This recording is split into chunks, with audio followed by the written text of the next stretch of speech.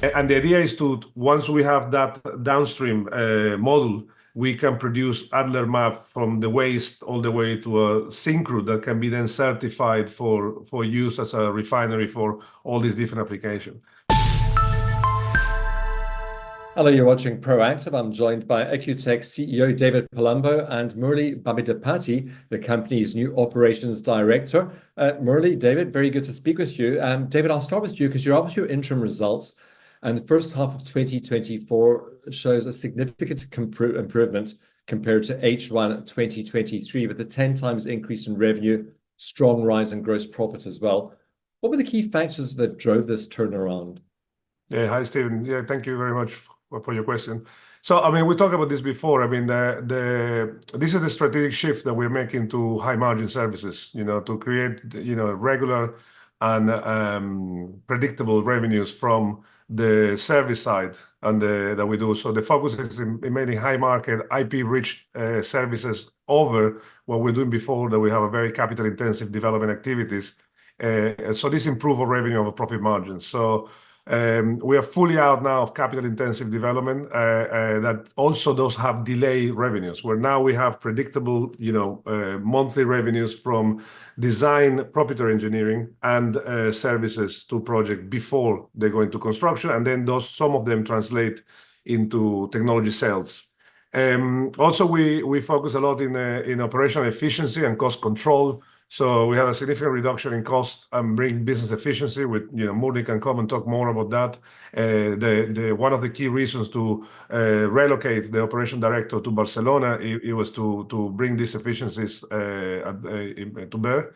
And delivery execution also play a crucial role in financial performance. So we are a lot more nimble in how we deploy engineering services to all our customers, and we're also looking to cross-sell more projects to existing customers. This, again, as we mentioned before, this create consistent and reliable revenue streams. So we now have a diversified mix of revenue stream that goes from design engineering, equipment sales, and also operation and maintenance services to build plant. So this has laid a solid foundation for recurring income.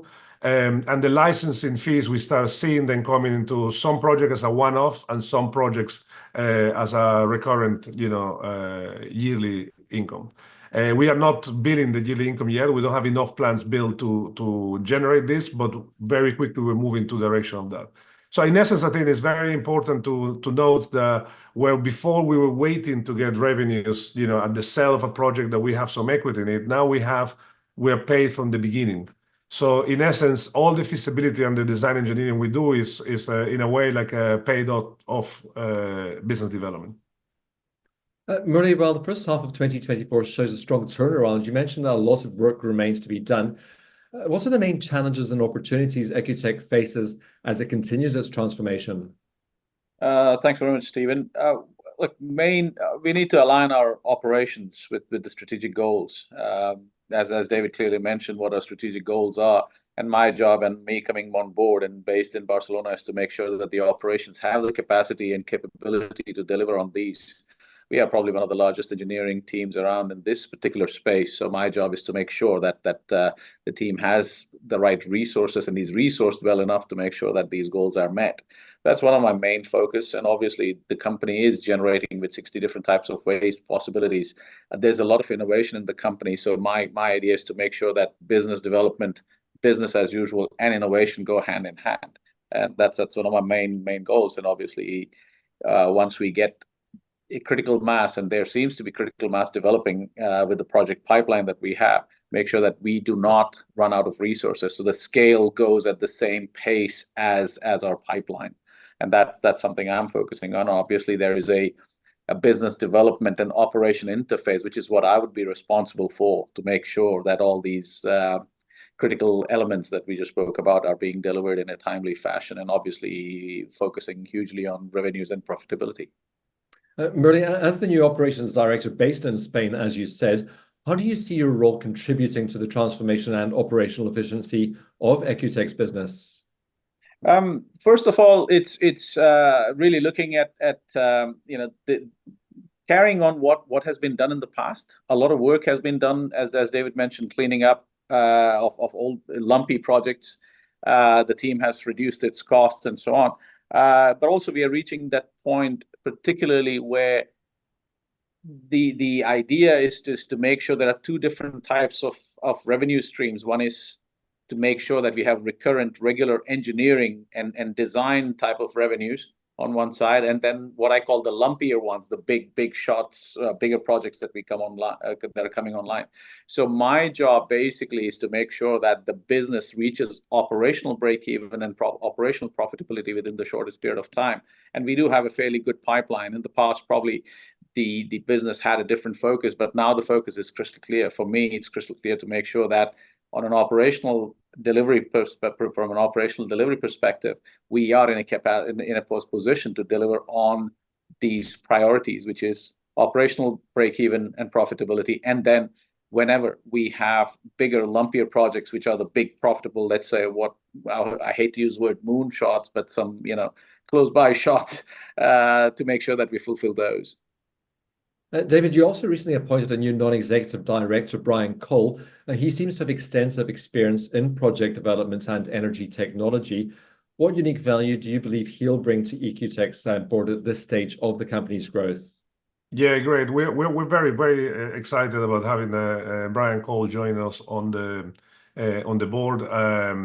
He is the first that is very sector-specific expertise, bring to the board a whole different dimension that we didn't have there before. I mean, he has a vast industry expertise across the project development life cycle. So he's very good. He has a long track record of energy project development, and he can see he provide that holistic strategic view of the decision making on which project as well. We get involved, and which project are going to be. Again, excited as Murli was mentioning, some of them, not to call them moonshot project, but it's, while we're focusing on the delivery of the bread and butter of the day project, there's a lot of interest in flagship projects there that are funded by governments that he has a lot of experience in. He has also good focus on how to commercialize and scale new technologies. So he has been able to, in the past, assess commercial technologies and how to bring them to scale and rapid adoption. And he also have a great global network and very good marketing side. So I think with his network and he can support the not only EQTEC's expansion in other markets, but also strategic partnership in the sector that have been very valuable for us. And ultimately, I think something that we have been in the past probably shy or not directed to from the board expertise. We now have, he's been very adamant of we start exploring more access to public funding for large scale breakthrough projects where similar. The first time that we did that was in the project in Gardanne in France, where we get the grant for the government to do a feasibility on this old coal plant, and there are many more projects like that. So he has experience. He has an impressive track record on EU funding. He was directly engaged with the securing 500+ million of EU funding for the development of the Celtic interconnector between Ireland and France. So we're very excited with his expertise and the strategic point of view that he brings to the board. David, the recent successful tests with steam oxygen gasification technology seems to be a major step forward. Can you elaborate on how these results validate EQTEC's proprietary technology and its potential applications? Yeah, absolutely. First of all, the validation of the continued validation of this test, it makes, they are shared by industry people. They continue to reinforce the accuracy of our technology for producing a very specific, tailor-made, high-quality syngas for chemical application, which is where we see more demand now. This specific test was for support the biofuel applications, to produce liquid fuels in the work that we're doing with compact GTL. But this is the same type of gasification, steam oxygen, required for other high-value commodities like hydrogen, methane, and as mentioned, through syncrude synthetic fuels like SAF and biodiesel. So these really diversify potential market opportunities that we have.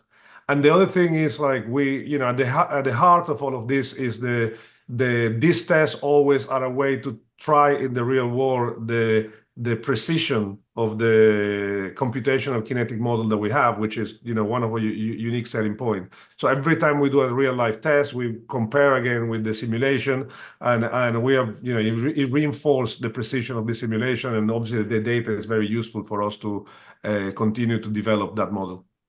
I mean, given the promising test results, what's the next steps for EQTEC in terms of scaling up and bringing these waste to liquid fuel solutions to market, David? Yeah, excellent. I mean, the joint venture with Compa GTL is progressing rapidly. The pilot at the moment, we are doing the pilot plant development to connect downstream from the LERMAB LERMAB Institute at the University of Lorraine. And the idea is to, once we have that downstream model, we can produce at LERMAB from the waste all the way to a syncrude that can be then certified for use as a refinery for all these different applications. We believe that joint venture has a potential to be a massive standalone business. We will be probably, by producing the small pilot plant, we'll be able to be the first one to produce a fully integrated solution from the waste all the way to the liquid fuel, which at the moment, we'll probably be first to market doing this one, because we can do a scalable way instead of requiring a very large infrastructure and a very large investment on that.